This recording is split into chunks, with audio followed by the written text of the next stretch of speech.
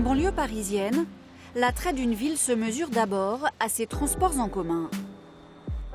À Châtillon, chaque matin, le tramway inauguré il y a 4 ans est déjà saturé, déverse des milliers de personnes au terminus de la ligne 13, elle aussi surchargée. La ville grossit et la municipalité doit faire face aux besoins d'équipements collectifs.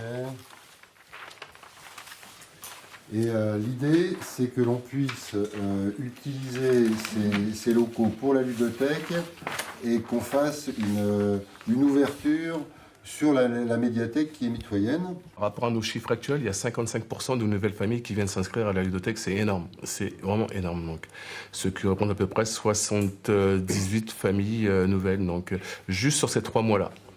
Un gymnase est également en construction pour les nouveaux élèves et les associations sportives. Des mètres carrés et des budgets en conséquence, voici l'équation à résoudre au quotidien.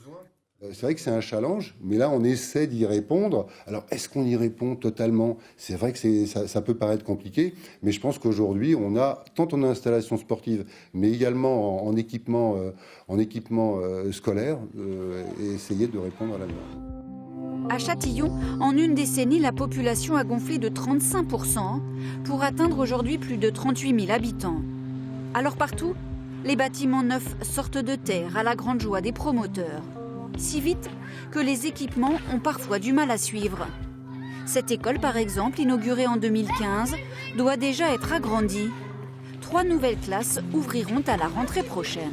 On adapte au fur et à mesure les équipements, notamment scolaires bien sûr, en premier lieu, sportifs aussi, et soit en créant de nouveaux établissements comme cette école Jules Verne, soit en agrandissant ceux qui sont déjà là, en essayant d'optimiser au maximum la capacité d'accueil, étant entendu que nous sommes un territoire relativement réduit et que par conséquent, c'est pas simple.